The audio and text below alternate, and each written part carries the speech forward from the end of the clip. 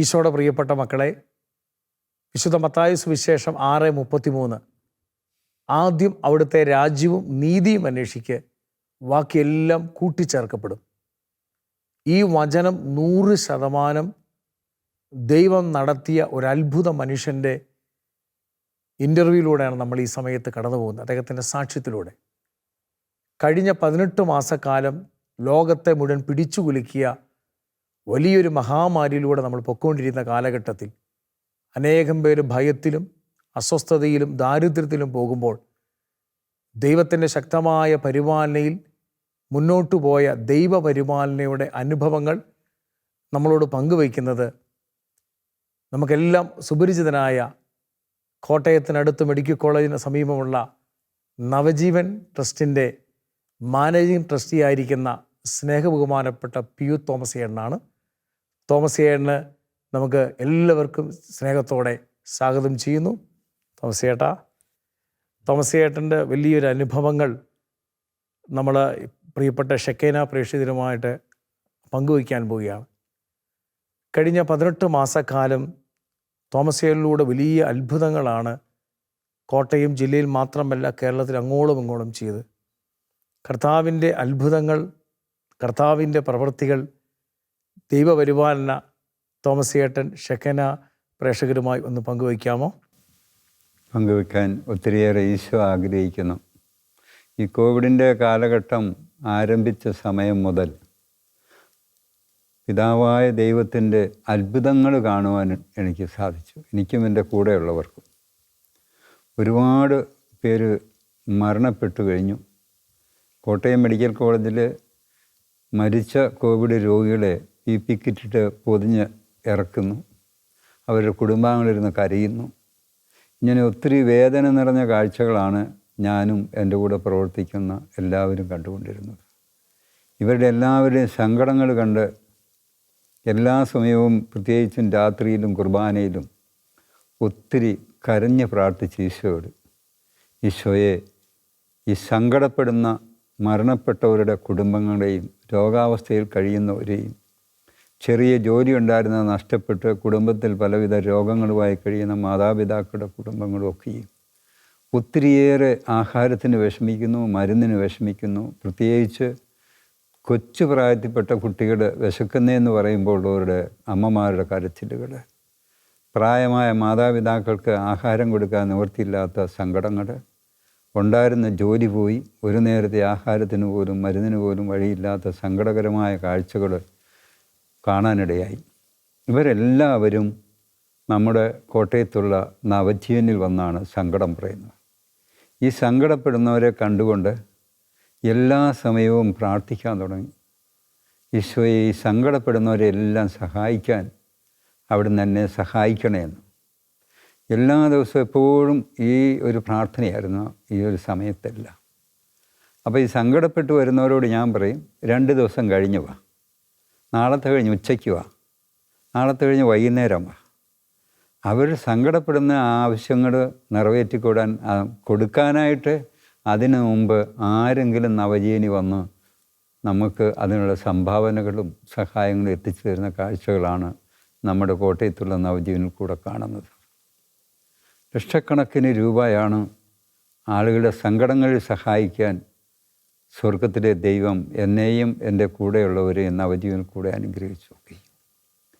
അതിൽ ഒരു വലിയമായ ഒരു വിശ്വാസത്തിൻ്റെ പാഠം പഠിപ്പിച്ചു. ഓരോ വ്യക്തികൾ സങ്കടപ്പെടുമ്പോൾ അവർ ചങ്കുപൊട്ടി കരഞ്ഞ് ദൈവസന്നിധിയിൽ അവർ ജീവിക്കുമ്പോൾ അവർക്ക് വേണ്ടത് കൊടുക്കാനുള്ള ആഗ്രഹത്തോടുകൂടി നമ്മൾ പ്രാർത്ഥിക്കുമ്പോൾ ദൈവത്താൽ തിരഞ്ഞെടുക്കപ്പെട്ട ഓരോ വ്യക്തികളും നമ്മുടെ അടുത്ത് വന്ന് വിഷമിക്കുന്ന രോഗികൾക്ക് കൊടുക്ക് തോമസ് ചേട്ടാന്നും പറഞ്ഞു തരുന്നു. പ്രത്യേകിച്ചും പ്രവാസി മലയാളികൾ അമേരിക്കയിലും വിദേശത്തുള്ള പല രാജ്യങ്ങളിൽ നിന്നും ചാനൽ വഴി എൻ്റെ സങ്കടം കേട്ടവരൊക്കെ ഒത്തിരി സഹായിച്ചു. ഒത്തിരി പേരെ സഹായിപ്പാനും ദൈവം നമ്മളെ ഇടയാക്കി. കർത്താവിൻ്റെ മുമ്പിൽ കരയുന്നവർ, വിശന്നിട്ട് കരയുന്നു, മരുന്നില്ലാതെ കരയുന്നു, വാടക കൊടുക്കാൻ നിവൃത്തിയില്ലാതെ കരയുന്നു, മൊബൈലില്ലാതെ പിള്ളേർക്ക് കൊടുക്കാൻ നിവൃത്തിയില്ലാതെ കരയുമ്പോൾ അതേ ആവശ്യങ്ങൾക്ക് വേണ്ടി കൊടുക്കാൻ ദൈവം നമ്മളെ കൊണ്ട് ഏൽപ്പിക്കുകയാണ് ചെയ്യുന്നത്. 2 പേർക്ക് കിടപ്പാടമില്ലാഞ്ഞവർക്ക് പലരോട് പറഞ്ഞ് അവർക്ക് കിടപ്പാടം വാങ്ങിച്ചു കൊടുത്തു. 1000-ലധികം കിറ്റുകൾ കൊടുത്തു. 10 ലക്ഷത്തിലധികം രൂപയുടെ കിറ്റുകൾ കൊടുത്തു. ദൈവം ഓരോ ദിവസവും നൽകുന്ന അനുഗ്രഹങ്ങൾ ഓർത്താൽ വൈകിട്ട് വീട്ടിൽ ചെല്ലുമ്പോഴും നവജീവനിരിക്കുമ്പോഴും സങ്കടം വരിക. സങ്കടപ്പെടുന്നവരെ ഓർത്ത് സങ്കടപ്പെടുമ്പോൾ ദൈവം സഹായികളെ തന്നിരിക്കും. പ്രിയപ്പെട്ടവരെ, സ്വർഗത്തിലെ ദൈവം നമ്മളെ മാത്രം ഓർത്താണ് സങ്കടപ്പെടുന്നത്. നമ്മുടെ അയൽക്കാരനെ ഓർത്ത് സങ്കടപ്പെടും. അല്ല, പലപ്പോഴും നമ്മുടെയൊക്കെ പ്രാർത്ഥനകൾ പലപ്പോഴും നമ്മുടെ സ്വന്തം കാര്യത്തിന് വേണ്ടിയാണ്. ഇവിടെ ഒരു പ്രധാനപ്പെട്ട ഒരു കാര്യമുണ്ട് തോമസ് ചേട്ടാ. നമുക്ക് ഒരുപക്ഷെ പ്രേക്ഷകർക്ക് പലർക്കും അറിയാതിരിക്കാം, തോമസ് ചേട്ടൻ്റെ ഹാർട്ട് ഓപ്പറേഷൻ കഴിഞ്ഞിട്ട് 6 മാസമേ ഉള്ളൂ.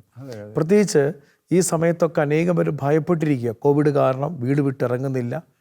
ഭയം മാറ്റിവെച്ചിട്ട് പാവപ്പെട്ടവരുടേക്കും വേദനിക്കുന്നവരുടേക്കും, പ്രത്യേകിച്ച് കൊറോണ ബാധിച്ചു വാർഡിൽ കിടക്കുന്ന മക്കൾക്ക് ഭക്ഷണപ്പൊതിയുമായി, പ്രത്യേകിച്ച് ഇത്ര സീരിയസ് മേജർ ഓപ്പറേഷൻ കഴിഞ്ഞിട്ട് തോമസ് ചേട്ടൻ ഇങ്ങനെ ഈ പാവപ്പെട്ടവരുടെ ഇടയിലേക്ക് ഇത്രയും ഓപ്പറേഷൻ കഴിഞ്ഞൊരു വ്യക്തി ധൈര്യത്തോടെ പോകാൻ എന്താ കാരണം തോമസ് ചേട്ടാ?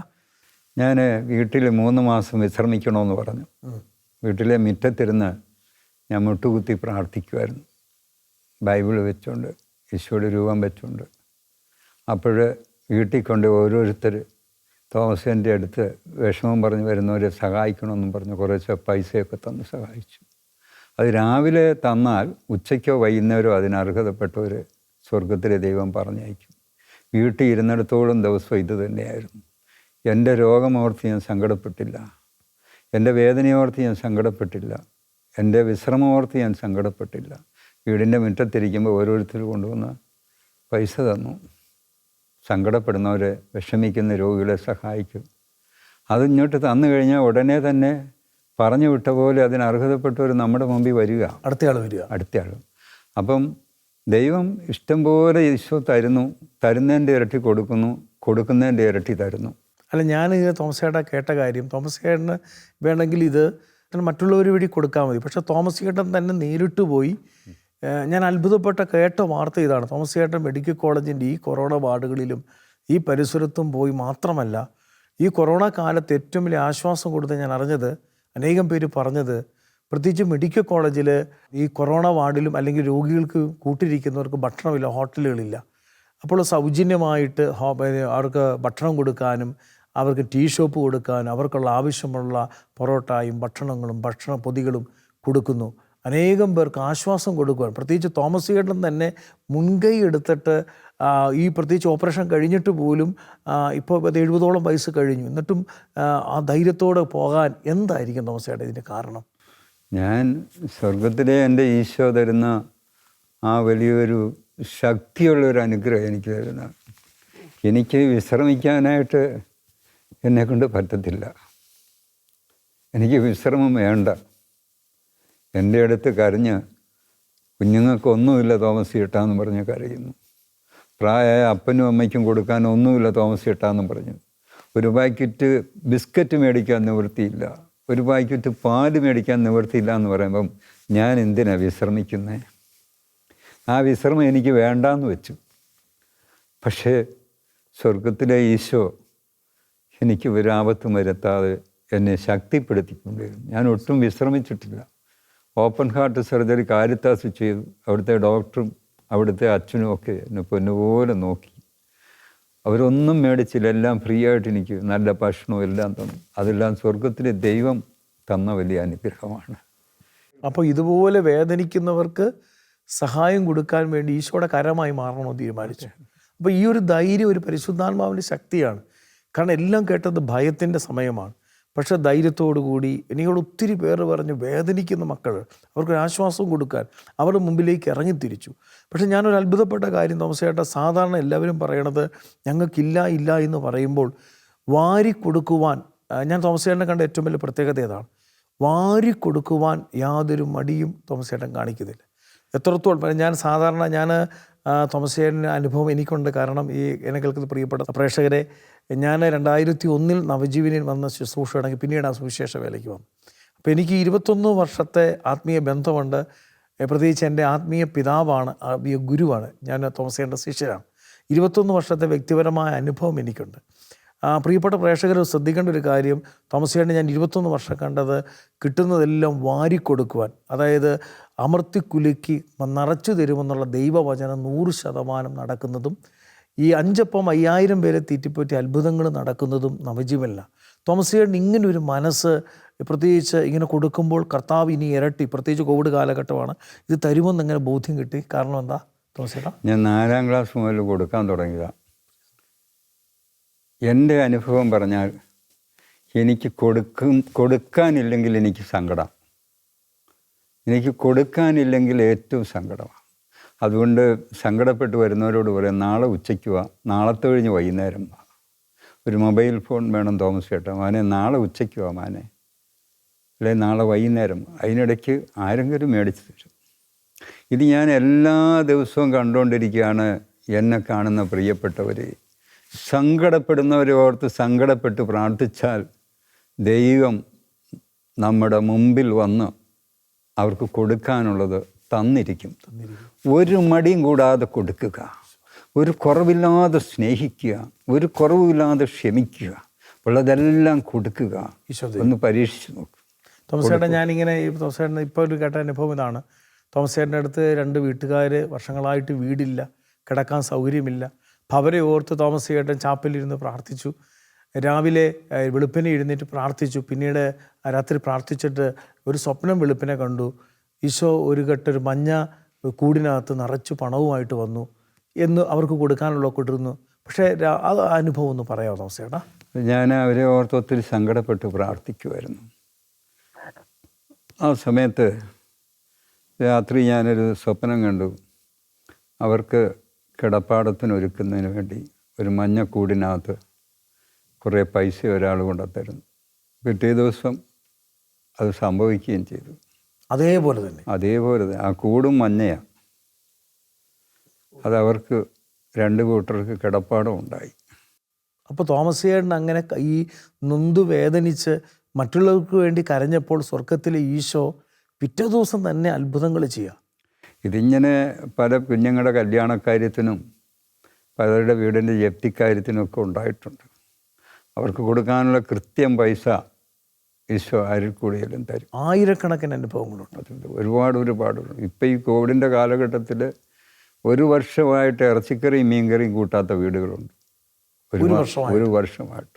അവർക്കൊക്കെ നമ്മുടെ നവജീവനിൽ കൂടെ നല്ല ഇറച്ചിക്കറിയും മീൻകറിയും വീടുകളിൽ ചോറും കറികളും അരിയും പലവ്യഞ്ജനവും എല്ലാം കൂടെ കൊണ്ടുകൂടെ. അതായത് നമ്മുടെ ഒരു മകൻ, നമ്മുടെ ഒരു അപ്പൻ, നമ്മുടെ അമ്മ വിഷമിക്കുന്നു എന്ന് ഓർത്തുകൊണ്ട് നമ്മൾ ആഗ്രഹിച്ചാൽ നമുക്ക് കൊടുക്കാൻ സമയമുണ്ടാകും, കൊടുക്കാൻ ഉണ്ടാകുകയും ചെയ്യും. എന്നെ കേട്ടുകൊണ്ടിരിക്കുന്ന പ്രിയപ്പെട്ടവരെ, നമ്മൾ എവിടെയെങ്കിലും വെച്ച് കണ്ടുമുട്ടുമ്പോഴേ, ഏതെങ്കിലും ഒരു ഫങ്ഷന് കണ്ടുമുട്ടുമ്പോഴേ നമ്മൾ ചോദിക്കുന്ന, ഒത്തിരി നാളായി കണ്ടിട്ട് എന്നാണ്ട് വിശേഷം, സുഖമൊക്കെയാണോ, പിള്ളേരൊക്കെ എന്തായി, അങ്ങനെയായി ഇങ്ങനെയായി എല്ലാം ദൈവം അനുഗ്രഹിച്ചു.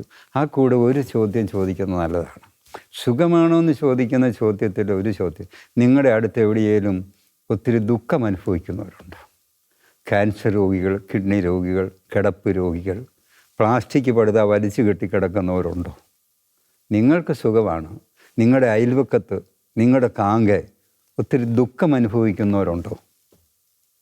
ഉണ്ടെങ്കിൽ നിങ്ങൾ അവരെ കണ്ട് ദൈവം ആഗ്രഹിക്കുന്ന വിധത്തിൽ അവരെ സ്നേഹിക്കുകയും സ്നേഹത്തോടെ അവരെ സഹായിക്കുകയും ചെയ്യുന്നതായിരിക്കും നിങ്ങളുടെ സുഖം. ആ സുഖമാണ് മനുഷ്യന് ഈ കാലഘട്ടത്തിൻ്റെ ആവശ്യമൊക്കെ. എനിക്ക് ദൈവം എല്ലാം തന്നു, എൻ്റെ കുഞ്ഞുങ്ങൾ പഠിച്ചു, ജോലി കിട്ടി, എനിക്ക് വീടുണ്ടായി, കടം വീടി, അല്ലെ ധ്യാനം കൂടി, എൻ്റെ രോഗം മാറി, എല്ലാം. പക്ഷേ എൻ്റെ അയൽവക്കത്ത് ഒത്തിരി ദുഃഖം അനുഭവിക്കുന്നവരെയൊക്കെ എനിക്ക് കാണിച്ചു തന്നിട്ടുണ്ട്.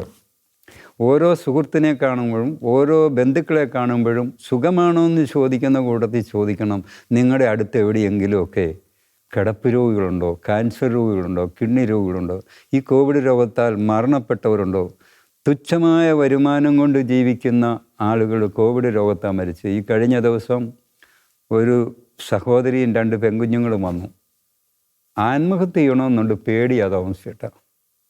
ഭർത്താവ് ഓട്ടോറിക്ഷ ഓടിച്ച് കുടുംബം പുലർത്തിക്കൊണ്ടിരുന്നു, വാടകയ്ക്കായിരുന്നു.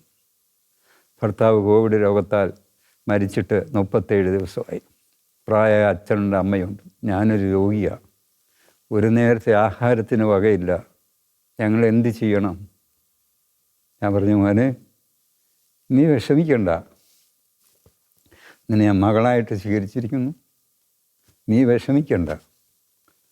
അരിയും പലവ്യഞ്ജനവും കുറേ പൈസയും ആ കൊച്ചിന് മൊബൈൽ ഫോണും ഒക്കെ കൊടുത്തു. ഇങ്ങനെയുള്ളവരെ ഞാൻ ദിവസവും വിളിക്കും. അതിന് എന്നാ ഉണ്ട് വിശേഷം? ഹൈന്ദവ സഹോദരങ്ങളാണ്. അച്ഛാ ഒന്നുമില്ല, അച്ഛാ ഒന്നുമില്ല, കുഞ്ഞുങ്ങൾ ഭക്ഷണം കഴിക്കുന്നു, അച്ഛന് വേണ്ടി ഞങ്ങൾ എപ്പോഴും പ്രാർത്ഥിക്കുന്നു. ഇങ്ങനെ ഓരോ ദിവസവും ഇങ്ങനെ അനേകർ വന്ന് കരഞ്ഞുകൊണ്ട് സങ്കടം പറയാണ്. എന്നെ കണ്ടുകൊണ്ടിരിക്കുന്ന, എൻ്റെ കേട്ടുകൊണ്ടിരിക്കുന്ന പ്രിയപ്പെട്ടവരെ, പ്രത്യേകിച്ചും പാവപ്പെട്ട വിധവകൾ, അവരൊക്കെ നമ്മൾ സഹായിക്കണം. അവരെ സഹായിക്കുമ്പം ദൈവം നമുക്ക് തരുന്ന അനുഗ്രഹങ്ങൾ അവസാനിക്കത്തില്ല, തലമുറകളോളം അത് നിലനിൽക്കും. ഒരു പാവപ്പെട്ട വിധവ കരഞ്ഞ് കുഞ്ഞുങ്ങളെയും കെട്ടിപ്പിടിച്ചുകൊണ്ട് കരയുമ്പോൾ, അടുത്ത കാലത്തൊരു വിധവ പറഞ്ഞു വരുന്നതാണ്, ഭർത്താവിൻ്റെ കൂട്ടുകാർ പോലും എന്നെ ചൂഷണം ചെയ്യാൻ നോക്കുകയാണ്.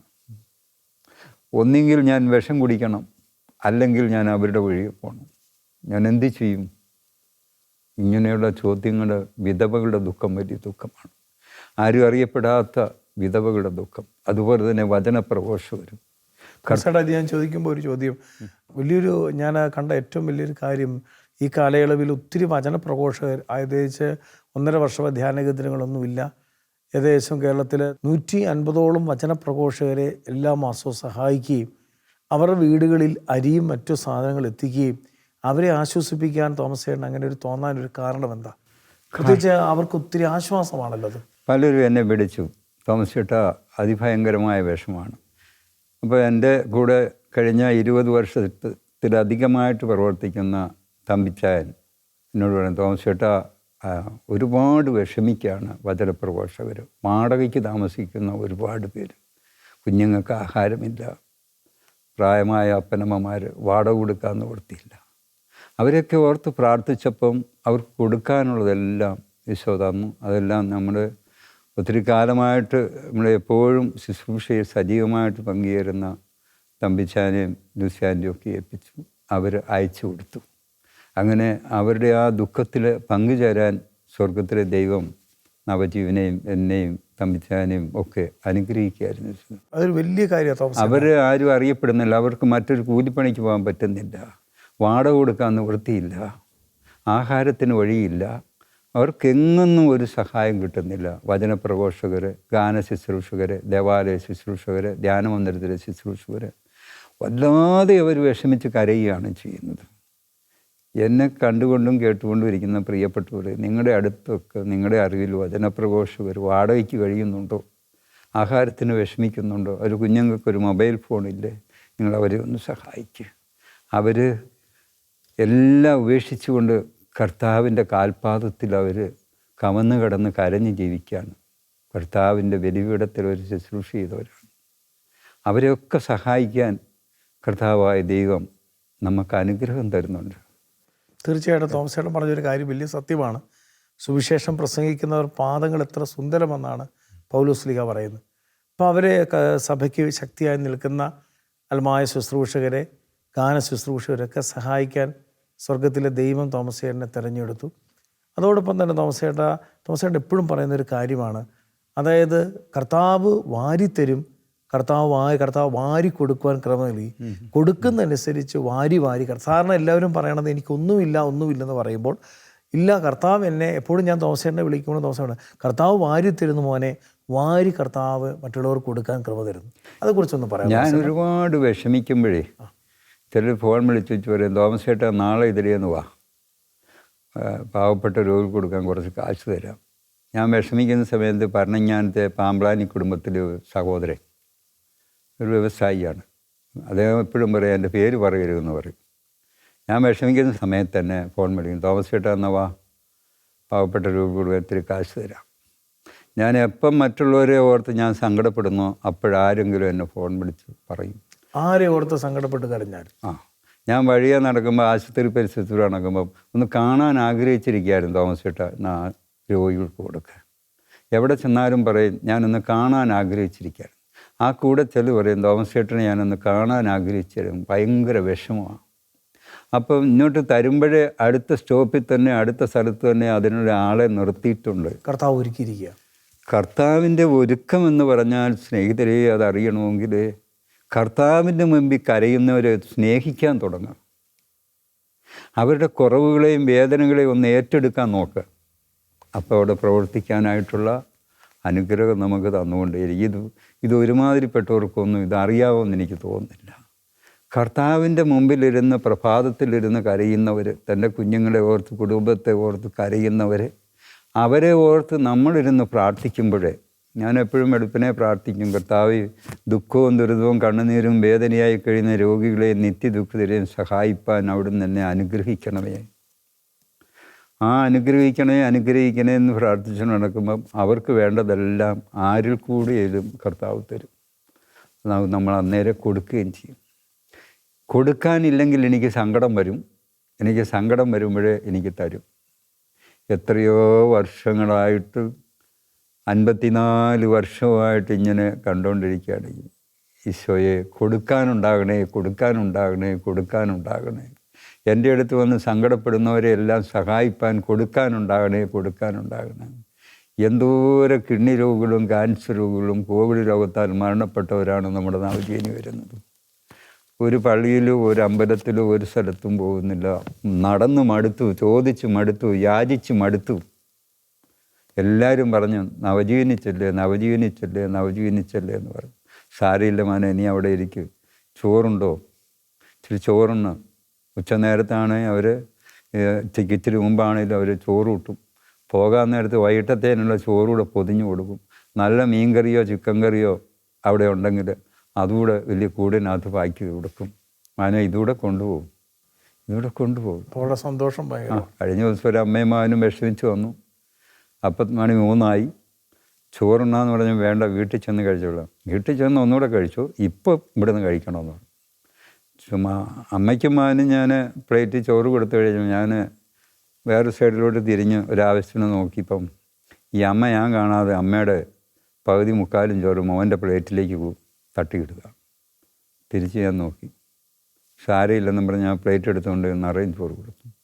വിശന്ന് പൊരിഞ്ഞ വന്നത്. പോകുന്ന വഴിക്ക് ചോദിച്ചു, അമ്മേ വല്ലാതെ വിശക്കുന്നു, സാരയില്ല മോനെ, സാരയില്ല മോനെ. അവിടെ നല്ല മീൻകറി നമ്മളുണ്ടാക്കും, കോവിഡ് രോഗിക്ക് സ്പെഷ്യലായിട്ട് കൊടുക്കാൻ. ആ മീൻകറി നല്ലപോലെ കൊടുത്തു. പോകാൻ നേരത്ത് അവർക്ക് പൊതിച്ചോറും കൊടുത്തു, മീൻകറി എടുത്ത് പാക്ക് ചെയ്ത് കൊടുത്തു. അപ്പം അവരുടെയൊക്കെ കണ്ണ് നിറഞ്ഞുള്ള ആ സന്തോഷം ഭയങ്കരമാണ്. സ്നേഹിതരെ, എവിടെ വെച്ച് മനുഷ്യൻ വിശപ്പ് അനുഭവിക്കുന്ന കണ്ടോ, ദുഃഖം അനുഭവിക്കുന്ന കണ്ടോ, സ്വർഗത്തിലെ ദൈവം കാണിച്ചു തരുന്നു. അവർ നിൽക്കുന്ന സ്ഥലത്ത് നമ്മൾ ചെന്ന് നിൽക്കുന്നത് നമ്മുടെ ദൈവം നിർത്തുന്നതാണ്. ചായക്കട വാതുക്കായിരിക്കാം, ബസ് സ്റ്റാൻഡായിരിക്കാം, വെയിറ്റിംഗ് ഷെഡായിരിക്കാം, പള്ളിമുറ്റമായിരിക്കാം, എവിടെയെങ്കിലും ആയിരിക്കാം. അവരുടെ കണ്ണുനീര് കാണാൻ സ്വർഗത്തിലെ ദൈവം ഒരു അവസരം തരുന്നതാണ്. നിൻ്റെ ബാഗിനകത്ത് പോക്കറ്റിനകത്ത് ആവശ്യം പോലെ പൈസയുണ്ട്, നീ അവരെ കണ്ടിട്ട് മൈൻഡ് ചെയ്യല്ല. അവരെ കാണുന്ന പുച്ഛമാണ്. നമ്മൾ ചില വീടിൻ്റെ കയറി താമസത്തിന് പോകുമ്പം കാണാം, വലിയ വീടാണ്. പക്ഷേ ആ പോകുന്ന വഴിക്ക് ഞാൻ കണ്ടിട്ടുണ്ട് പ്ലാസ്റ്റിക് വലിച്ചു കെട്ടിക്കിടാൻ ചെറ്റക്കൂടില്ല.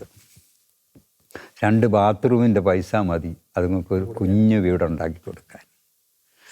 അവിടുത്തെ വലിയ സമ്പന്നന് സമ്പത്ത് കൊടുത്ത സ്വർഗത്തിലെ ദൈവമാണ്. ഇന്നത്തെ ദരിദ്രൻ നാളത്തെ സമ്പന്നനാകും, ഇന്നത്തെ സമ്പന്നൻ നാളത്തെ ദരിദ്രനാക്കുകയും മാറ്റുകയും ചെയ്യും. സ്വർഗത്തിലെ ദൈവം പാഠം പഠിപ്പിക്കുന്നത് ചരിത്രത്തിൽ നമ്മൾ കണ്ടിട്ടുണ്ട്. നമ്മൾ ഈ കോവിഡ് കാലത്ത് ഇത് കണ്ടു താമസേട്ടാ. കാരണം ഒത്തിരിയേറെ സമ്പത്തുള്ളവരും വിഷമിക്കുന്നവരും ഒക്കെ നമുക്കറിയാം. ഇതൊക്കെ ഒരു പങ്കുവെക്കാത്ത ഒരു മനസ്സിപ്പോഴും ഉള്ളവരുണ്ട്. പക്ഷെ ഞാൻ തോമസേട്ടയുടെ ഒരു കാര്യം ചോദിക്കുകയാണ്. തോമസേട്ടാ, സാധാരണ എല്ലാവരും ഭയമാണ്, പ്രത്യേകിച്ച് ഈ കോവിഡ് കാലത്ത് എങ്ങനെ ജീവിക്കും, അല്ല ഇനി എങ്ങനെയാകും. പക്ഷേ ഞാൻ ഇത് തോമസേട്ടനെ പഠിച്ചപ്പോഴും തോമസേട്ടൻ്റെ അനുഭവത്തിൽ എനിക്ക് മനസ്സിലായത് ഒരു വചനം നിറവേറ്റുന്നതാണ് നവജീവൻ. ലൂക്കാസ് സുവിശേഷം 12:24 ആകാശത്തിലെ പറവയെ നോക്കി കാക്കളെ നോക്കി വിതയ്ക്കുന്നില്ല, കൊയ്യുന്നില്ല, കളപ്പുരയെ ശേഖരിക്കുന്നില്ല. പക്ഷേ ഈ 18 മാസത്തിനിടയ്ക്ക് ലക്ഷക്കണക്കിന് കോടിക്കണക്കിന് രൂപ പാവപ്പെട്ടവരെ സഹായിക്കാൻ അത് കൊടുക്കുന്നതനുസരിച്ച് കർത്താവ് തന്നുകൊണ്ടിരിക്കും. തോമസ് ചേട്ടൻ ഇതേക്കുറിച്ച് എന്താ പറയുന്നത്? കൊടുക്കുമ്പോൾ കർത്താവ് തരുന്നത്, അല്ലെങ്കിൽ വിശ്വാസത്തിൻ്റെ ഒരു കാര്യമൊന്നും ഈ ജനത്തിന്, പ്രത്യേകിച്ച് ഒത്തിരി പേര് ഇനി എങ്ങനെ മുന്നോട്ട് പോകും, ബിസിനസ് തകർന്നു, കൃഷി തകർന്നു, ഇനി എങ്ങനെ മുന്നോട്ട് പോകുന്നൊരു ഭയത്തിൽ നിൽക്കുമ്പോൾ തോമസ് ചേട്ടനിലൂടെ കർത്താവ് തോമസ് ചേട്ടനിലൂടെ പ്രവർത്തിക്കുന്ന അത്ഭുതങ്ങൾ ഒന്ന് പറയാമോ തോമസ് ചേട്ടാ? ഈ ഭയത്തിൽ നിൽക്കുന്നവർ പലരും ആത്മഹത്യ ചെയ്യാൻ പോകുന്നു, നാട് വിടാൻ പോകുന്നു, എങ്ങനെ ജീവിക്കുന്നോടത്ത് സങ്കടപ്പെടും. മുട്ട നിന്ന് കൈവിരിച്ച് പിടിച്ച് കണ്ണുനീരോടെ പ്രാർത്ഥിച്ചാൽ മതി. അത് പ്രാർത്ഥിച്ചാൽ മതി. അപ്പോൾ തോമസ് ചേട്ടൻ്റെ ജീവിതത്തിൽ തോമസ് ചേട്ടനെ കർത്താവ് തരുന്നതിന് കാരണം ഒരാളുടെ സങ്കടം കാണുമ്പോൾ പോയി പ്രാർത്ഥിക്കുമ്പോൾ സ്വർഗം നടത്തുക. ഇപ്പോൾ പ്രാർത്ഥന ഒരു പ്രധാനപ്പെട്ട കാര്യമാണ്. സങ്കടപ്പെട്ട് പ്രാർത്ഥിക്കുമ്പോഴത്തേന് അതേപോലെ സങ്കടപ്പെടുന്നവരെ കൂടെ ഓർത്ത് പ്രാർത്ഥിക്കണം. മറ്റുള്ളവരെ ഈ കിട്ടുന്നതിൻ്റെ ഒരു ചെറിയ പങ്കെങ്കിലും അവർക്കൂടെ കൊടുക്കണം. ഞങ്ങൾക്കൊരാൾ തന്നതാണ് കേട്ടോ, ബിരിയാണി തന്നു അതിക്കൂട്ടായിട്ട്. ഞാൻ പല വീടുകളിൽ ഞങ്ങൾ ബിരിയാണിയും കൊണ്ടു കൊടുക്കും. ഉച്ച 11 മണിയാകുമ്പം ബിരിയാണിയും കൊണ്ടു കൊടുക്കും. അപ്പോൾ അതിൻ്റെ ഒരു പങ്ക് തൊട്ട് അയൽവക്കത്ത് ഒരു കൊച്ചിനോട് കൊടുത്താലും, ഒരപ്പന് കൊടുത്താലും, ഒരമ്മയ്ക്ക് കൊടുത്താലും, കൊടുക്കും തോറും വിശ്വ തന്നുകൊണ്ടേയിരിക്കും. അതുകൊണ്ട് ആത്മഹത്യ എന്ന് പറയുന്നത് ആത്മാവിനെ നഷ്ടപ്പെടുത്തുന്നതാണ്. അതുകൊണ്ട് ഒരു പ്രയോജനമില്ല. ആത്മഹത്യക്ക് ഒരുങ്ങി നിൽക്കുന്ന ആളുകൾ ആത്മാവിനെ നശിപ്പിക്കുന്നവരാണ്. അത് ആത്മഹത്യ എന്ന് പറയുന്നത്. അവർക്ക് പരിശുദ്ധാത്മാവ് ഇല്ലാഞ്ഞിട്ട് അശുദ്ധാത്മാവ് നിറഞ്ഞാണ് ആത്മഹത്യയിലേക്ക് നീങ്ങുന്നത്. അതൊന്നിനും വിശ്വാസം നഷ്ടപ്പെടുന്നതിന് അതൊന്നിനും പരിഹാരമല്ല. അതേസമയം അവർ കണ്ണുനീരോടെ പ്രാർത്ഥിച്ചാൽ അവർക്ക് വേണ്ടത് ദൈവം അവരുടെ മുറ്റത്ത് കൊണ്ട് കൊടുക്കും, അവർ വീട്ടിൽ കൊണ്ട് കൊടുക്കും. തോമസ് ചേട്ടൻ്റെ 54 വർഷത്തെ അനുഭവത്തിനകത്ത് മറ്റുള്ളവർക്ക് കൊടുക്കാൻ തുടങ്ങുമ്പോൾ കർത്താവ് നടത്തിയ അനുഗ്രഹമില്ലേ? തോമസ് ചേട്ടാ, തീർച്ചയായിട്ടും നമ്മുടെ ദേശത്തൊക്കെ ഒത്തിരി വിഷമിക്കുന്നവരും വേദനിക്കുന്നവരും അല്ലെങ്കിൽ സുവിശേഷ വേലയെ അല്ലെങ്കിൽ ജീവകാരുണ്യ പ്രവർത്തനങ്ങളെ സഹായിക്കുമ്പോൾ കർത്താവ് തരുമെന്നുള്ള ബോധ്യം പലർക്കും ഇല്ല. പലർക്കും അങ്ങനെ ഒരു തെറ്റായ കൊടുത്താൽ എൻ്റെ കുറഞ്ഞു പോവുമോ? പക്ഷേ ഇതേക്കുറിച്ച് തോമസ് ചേട്ടൻ എന്താ പറയാം? പ്രത്യേകമായിട്ട് പറയാനായിട്ട് എൻ്റെ മനസ്സിൽ എപ്പോഴും ആഗ്രഹം വന്നുകൊണ്ടിരിക്കുന്നത്, ജ്ഞാനായ സമൂഹമാണ് ഈ ഏറ്റവും കൂടുതൽ പാവപ്പെട്ടവരെ സഹായിക്കുന്ന സമൂഹം. ദാനധർമ്മവും സഹോദര സ്നേഹവും നിലനിർത്തുന്നവരാണ്. അതുകൊണ്ട് അവരുടെ മക്കളും കുടുംബമൊക്കെ ഐശ്വര്യത്തിലും സമ്പത്തിലും സമാധാനത്തിലും സന്തോഷത്തിലും അവർ ജീവിച്ചു പോകുന്നുണ്ട്. ഇപ്പോൾ നമ്മൾ ചാനലിലൊക്കെ ഞാൻ പാവപ്പെട്ടവരുടെ ദുഃഖങ്ങൾ പറഞ്ഞപ്പം അമേരിക്കയിലുള്ള ജ്ഞാനായ സമൂഹമാണ് ഒത്തിരി സഹായിച്ചത്. ആ മക്കൾക്ക് വേണ്ടി, ജ്ഞാനായ മക്കൾക്ക് വേണ്ടി ഞാൻ എപ്പോഴും പ്രാർത്ഥിക്കും.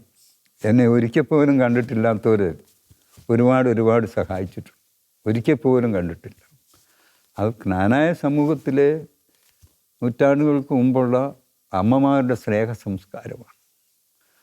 അവരിന്നത്തെ പോലെ ധ്യാനമൊന്നുമില്ലെങ്കിലും 10-12 മക്കളുമായി പട്ടിണിയും പറമ്പും പാടവുമായിട്ട് ജീവിച്ചു. ഇന്നത്തെ അപ്പന്മാർ പള്ളിയിൽ പോയിച്ച് വരിക, പാടത്തോട്ടിറങ്ങുക, പണിയെടുക്കുക. അവരുടെയൊക്കെ ആ ദാനധർമ്മവും അവരുടെയൊക്കെ ആ സഹോദര സ്നേഹവും ശാപമില്ലാത്ത കുടുംബങ്ങളുമായി പോയി. അവരുടെ കുടുംബത്തിൽ നിന്ന് അവരുടെ പെങ്ങന്മാരോ ആരെയും വന്ന് കരഞ്ഞുകൊണ്ട് പോയിട്ടില്ല.